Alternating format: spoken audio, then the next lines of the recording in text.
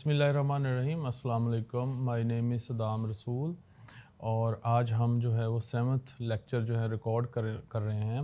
So in this lecture we will talk about marketing intelligence, how organisation analyse external environment, what is different between fad trends and mega trend, and in addition we will also discuss the types of markets. So सबसे पहले हम types of market के बारे में बात कर लेते हैं। सबसे जो फर्स्ट जो है मार्केट की टाइप है वो है कंज्यूमर मार्केट। कंज्यूमर मार्केट क्या होती है? कंज्यूमर मार्केट का मतलब है जहाँ पे जो कंज्यूमर जो होते हैं अपनी पर्सनल कंजम्पशन के लिए चीज़ें ख़रीदते हैं, बाय एंड सेल करते हैं, वो कंज्यूमर मार्केट है। इसकी एग्जांपल ऐसे ले लेते हैं जैसे कि आप किसी ग्रोसरी स्टोर के अंदर अपनी किचन की आइटम्स जो हैं वो ख़रीदते हैं। लेट्स सपोज आपने वहाँ पे कोई चाय ख़रीदी है या आपने कोई कुकिंग ऑयल ख़रीदा है, तो बेसिकली ये जो इंटरेक्शन था और ये जो ट्रांजैक्शन थी ये कंज्यूमर मार्केट में थी, जहाँ पे कंज्यूमर जो है प्रोडक्ट को कंज्यूम करने के लिए, यूज़ करने के लिए जो है अपने इस्तेमाल के लिए ख़रीदता है, तो वो कंज्यूमर मार्केट है। उसके बाद हम बात करते हैं बिज़नेस मार्केट की, जिसको B2B भी कहते हैं। B2B में जो एक कस्टमर दूसरे जो है किसी दूसरे से प्रोडक्ट ख़रीदता है, वो कंजप्शन के लिए नहीं होता, उसको जो है रिप्रोड्यूस करने के लिए, किसी अपनी ऑलरेडी प्रोडक्ट के अंदर वैल्यू ऐड करके उसको मार्केट में सेल करने के लिए जो सेल कस्टमर ख़रीदता है उसको, वो जो ट्रांजैक्शन है, वो जो इंटरेक्शन है बिटवीन टू प्लेयर, उसको क्या बोलेंगे? Business market. इसकी एक एग्जांपल ऐसे ले लेते हैं जैसे कि आपकी कोई टेक्सटाइल फर्म है, आप जो है कपड़ा बनाते हैं, तो आप ग्रेन मार्केट में जाते हैं जो कि बिज़नेस मार्केट है। वहाँ से आप जो है वो कपास ख़रीदते हैं और उस कपास से जो है फाइनल जो धागा बनाते हैं अपनी फैक्ट्री के अंदर, और फिर से उससे जो है फिनिश गुड बनाते हैं, क्लोथिंग बनाते हैं और उसको मार्केट में सेल करते हैं। तो ये जो ट्रांजैक्शन आपकी जो फैक्ट्री है उसके अंदर और जो ग्रेन मार्केट के दरमियान हुई है, उसको क्या बोलेंगे? वो बिज़नेस मार्केट की आपस में ट्रांजैक्शन है, जहाँ एक बिज़नेस दूसरे बिज़नेस से ख़रीदता है ताकि वो फाइनल गुड बना सके। ठीक हो गया।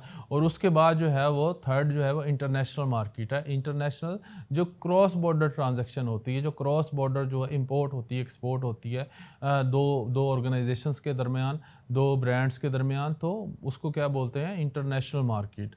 जैसे कि हमारा टेक्सटाइल की बहुत सारी प्रोडक्ट एक्सपोर्ट होती हैं जो बाहर जाती हैं, बाहर की दुनिया में, तो इसी तरह हम भी बहुत सारी चीज़ें बाहर से इंपोर्ट होते करते हैं। तो ये जो इंटरनेशनल मार्केट है, ये बिज़नेस पर्पस के लिए भी हो सकता है कि बिज़नेस ने कुछ चीज़ मैन्युफैक्चर करनी हो, जैसे कि गाड़ियाँ बनाते हैं तो वो बहुत सारे पार्ट्स बाहर से मंगवाते हैं, यहाँ असेंबल करते हैं, तो ये B2B ट्रांजैक्शन है, इंटरनेशनल। ठीक हो गया। और जो बाहर से कंज्यूमर डायरेक्ट कोई अली बाबा से ये कुछ मंगवाते हैं, तो ये जो ट्रांजैक्शन है ये B2C है, इंटरनेशनल ट्रांजैक्शन। ठीक हो गया। तो अगला जो टॉपिक है वो है मार्केटिंग इंटेलिजेंस। मार्केटिंग इंटेलिजेंस जो है ये क्या होते हैं? सबसे पहले इसको जानने की कोशिश करते हैं। A marketing intelligence system is a set of procedure and sources that company use to gather everyday information about developments in the market. It helps manager make better decision by providing timely, relevant and accurate information. इसकी example क्या है? जैसे Coca Cola tracking consumer preferences for low sugar drink. So next है significance of marketing intelligence. It helps understand competitor prices, strategies and their launching strategy. जो उसके अलावा इसकी क्या अहमियत है? इससे क्या होता है? कस्टमर को ट्रैक कर सकते, उसकी preferences, changes in demand. So it also help them to identify market opportunity and potential threat. So marketing intelligence also improve decision making by reducing uncertainty. Without intelligence, firms may miss out on big shifts like Nokia missing the smartphone revolution. इसको हम इसको सादा लफ्ज़ों में explain करते हैं कि marketing intelligence जो है वो बेसिकली है क्या? मार्केटिंग इंटेलिजेंस ये है कि ऑर्गेनाइजेशन जो होती हैं उनके पास जो प्रोसीजर होता है, जो सिस्टम होता है इंफॉर्मेशन को, डेटा को गैदर करने का, जिससे वो क्या कर सके? इन्फॉर्म्ड डिसीजन ले सके। तो डेटा कहाँ से हासिल कर सकते हैं? डेटा वो इंटरनल रिकॉर्ड से भी हासिल करते हैं। उनका जो सेल्स का डाटा है वो उनको बहुत कुछ बता सकता है। उनका जो कस्टमर रिलेशनशिप मैनेजमेंट का जो सिस्टम है उससे उनको बहुत जो है वो चीज़ें इंफॉर्मेशन मिल सकती हैं जो एम्प्लॉयज़ हैं उनके फीडबैक से भी जो है वो डेटा हासिल कर सकते हैं, या जो जो उनकी कस्टमर की जो आफ्टर सेल सर्विस के बाद जो शिकायत आई है, ये भी एक किस्म का डाटा है। और कस्टमर से जो है वो सर्वे भी कर सकते हैं कि आपको हमारे बारे में कैसा पता चला। इससे क्या पता चलेगा कि हमारे कौन सा जो एडवर्टीजमेंट कम्युनिकेशन चैनल इफेक्टिव है। तो ये इंटरनल रिकॉर्ड से भी जो है मार्केटिंग इंटेलिजेंस गैदर की जा सकती है। एक्सटर्नल रिकॉर्ड कौन कौन से हो सकते हैं? एक्सटर्नल रिकॉर्ड ये हो सकते हैं, आप जो है जो मार्केट के अंदर कुछ रिपोर्ट्स शाया होती हैं कंपनीज़ के बारे में, ऑर्गेनाइजेशंस के बारे में, हाँ, वहाँ से जो है वो डेटा जो है वो गैदर कर सकते हैं।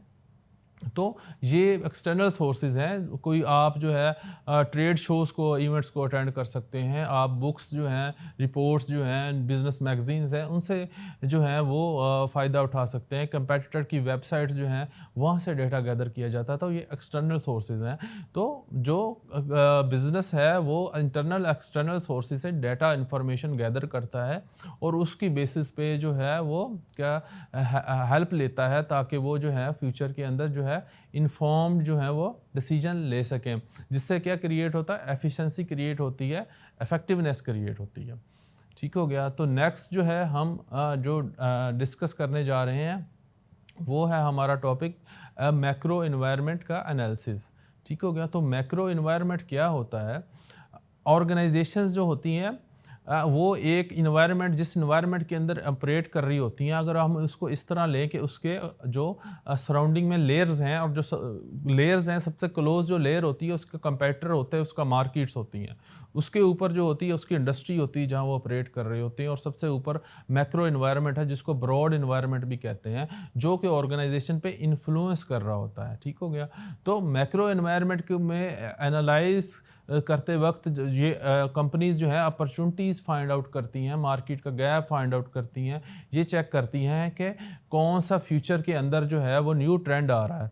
ठीक हो गया। तो यहाँ पे ऑर्गेनाइजेशन को ये डिस्टिंग्विश करना बहुत ज़रूरी होता है कि कौन सी चीज़ जो है वो ट्रेंड है, कौन सी चीज़ फेड है, और कौन सी चीज़ जो है वो मेगा ट्रेंड है। तो ट्रेंड क्या होता है? ट्रेंड जो है जो कि कोई भी ऐसा जो रुझान मार्केट में पैदा हो जो कि फ्यूचर्स की जो है वो नीड को जो है वो क्या कर सके, एक डायरेक्शन दे कंपनी को कि फ्यूचर के अंदर जो है इस चीज़ की जो है वो ज़रूरत होगी। ये इसका जो टाइम स्पैन है वो थोड़ा लॉन्गर होता है। ये 1 साल से लेकर जो है वो 1 डिकेड तक हो सकता है, जो कि ऑर्गेनाइजेशन को फ्यूचर में होने वाली तब्दीलियों के बारे में, फ्यूचर में चेंज होने वाली कस्टमर की प्रेफरेंसेस के बारे में और फ्यूचर रुझानात के बारे में बताता है, जिससे कंपनी जो है अपनी स्ट्रेटजीज़ को अकॉर्डिंगली एडजस्ट कर लेती है कि ये जो है ट्रेंड है। जैसे हमारी जो एग्जांपल ले लेते हैं कि हमारे जो एनवायरनमेंट के अंदर जो ट्रेंड्स हुए हैं वो डिजिटल मार्केटिंग का एक ट्रेंड है। ठीक हो गया। उसके बाद जो फ्यूचर के अंदर जो है वो एआई का ट्रेंड आ रहा है। ठीक हो गया। तो ये क्या है? ट्रेंड्स हैं जिनको ऑर्गेनाइजेशन आइडेंटिफाई करती है। तो as a marketer it's your job to identify what is trend and what is fad. तो अब फेड क्या होता है? फेड ये होती है जो ऐसे मार्केट के जो प्रेफरेंसेस होते हैं या ऐसे मार्केट के कैसे रुझानात होते हैं जो कि बड़े शॉर्ट लिव्ड होते हैं मार्केट के अंदर, जो वो थोड़े ही वक्त के लिए आते हैं, लेकिन वो उसके बाद जो है मार्केट में उसकी जो है ज़रूरत नहीं रहती, वो मार्केट से आउट हो जाते हैं। तो एक ऑर्गेनाइजेशन जो है वो लेट्स सपोज एक फेड को पकड़ती है और उस पे जो हैवी इन्वेस्टमेंट कर देती है, उस पे हैवी मार्केटिंग पे पैसा लगा देती है, लेकिन वो बहुत शॉर्ट लिव्ड होती है। ठीक हो गया। वो प्रोडक्ट जो है वो बहुत शॉर्ट लिव्ड है, वो ट्रेंड बहुत शॉर्ट लिव्ड है। तो ऑर्गेनाइजेशंस को लॉन्ग टर्म सस्टेनेबिलिटी के लिए ये चीज़ फ़ायदा नहीं देती। ठीक हो गया। तो ये होता है फेड और ट्रेंड का डिफरेंस। उसके बाद होता है मेगा ट्रेंड। मेगा ट्रेंड में जो है वो और लॉन्ग टर्म की फ्यूचर डायरेक्शन होती है, जो कि दुनिया में होने वाले रुझानात को जो लंबे अरसे तक जो एक फ्यूचर डायरेक्शन दे देती है ऑर्गेनाइजेशंस को, बिजनेस को, कि जो लंबे अरसे तक सस्टेनेबल रहने वाला ट्रेंड है वो ये है, जैसे कि ग्लोबलाइजेशंस। ठीक हो गया। ये एक मेगा ट्रेंड की एग्जांपल है जो कि कोई 20 से 30 साल तक जो है वो चलने वाला होता है। तो अगर ऑर्गेनाइजेशन एक मेगा ट्रेंड को कैप्चर कर लेती है और उस अपॉर्चुनिटी को अवेल करती है और उसी डायरेक्शन में चल पड़ती है, तो उससे ऑर्गेनाइजेशन को जो है वो बहुत ज़्यादा फ़ायदा होता है, और ऑर्गेनाइजेशन उससे क्या अपने बिजनेस के लिए जो है ज़्यादा एफिशिएंसी जो है वो अटेन कर सकती है। उसके बाद जो है मैक्रो एनवायरनमेंट के एनालिसिस के अंदर जो जो टूल्स यूज़ किया जाता है उसको बोलते हैं पेस्टल एनालिसिस।